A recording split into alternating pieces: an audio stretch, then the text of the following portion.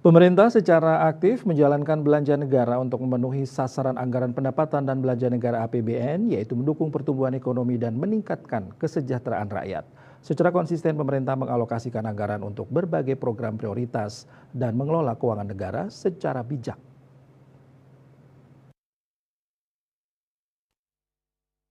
Meskipun demikian, adanya gap antara pengeluaran negara dan penerimaan negara mendorong pemerintah untuk mencari sumber pembiayaan tambahan.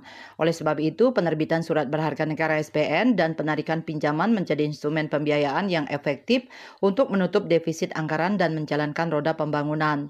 Melalui pengelolaan utang yang cermat, pemerintah berupaya memenuhi kebutuhan pembiayaan APBN dan membangun pasar SBN domestik. Penerbitan SBN dan penarikan pinjaman dilakukan secara efisien, seimbang antara biaya dan risiko, serta akseleratif mendukung peran APBN sebagai peredam guncangan dan menjaga momentum pertumbuhan. Pemenuhan target pembiayaan tetap on track dengan cost of fund yang terkendali. Per 31 Agustus 2024 dari desain pembiayaan anggaran APBN 2024 yang ditetapkan sebesar Rp522,8 triliun telah terrealisasi sebesar Rp291,9 triliun. Seiring pertumbuhan ekonomi yang positif, tren rasio utang pasca pandemi pun terus menurun. Dari 40,73% terhadap PDB di 2021 menjadi 39,70% di 2022, 39,21% di 2023, dan 38,49% PDB per Agustus 2024. Direktur Strategi dan Portofolio Pembiayaan Direktorat Jenderal Pengelolaan Pembiayaan dan Risiko Kementerian Keuangan Riko Amir mengatakan, rasio utang Indonesia juga tercatat relatif lebih rendah dibandingkan dengan negara-negara lain di kawasan dan global. Risiko utang pemerintah berada dalam kondisi terkendali dan terkelola baik. Hal ini setidaknya dapat terlihat dari pengelolaan risiko nilai tukar dan jatuh tempo. Nilai tukar menjadi salah satu risiko yang patut diwaspadai karena komposisi utang falas pemerintah sebelum tahun 2019 sangat tinggi. Namun pemerintah berhasil terus menurunkan porsi utang dengan mata uang falas terhadap total outstanding utang.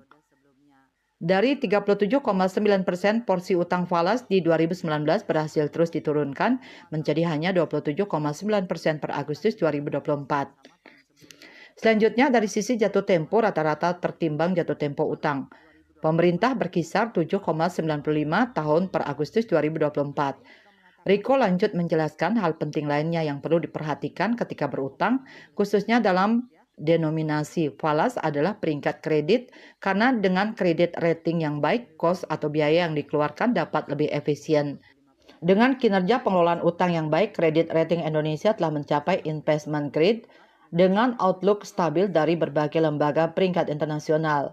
Terkini, S&P pada 30 Juli 2024 mempertahankan peringkat kredit Indonesia pada level BBB outlook stabil dengan pertimbangan prospek pertumbuhan ekonomi Indonesia yang kuat, pengelolaan APBN yang prudent, dan beban utang pemerintah yang relatif rendah. Sementara itu, strategi pembiayaan utang 2025 akan ditempuh antara lain dengan mengendalikan rasio utang terhadap PDB dalam batas aman untuk mendukung keberlanjutan APBN, mengutamakan sumber utang dalam negeri, mengembangkan instrumen pendalaman pasar keuangan domestik, dan memperluas basis investor.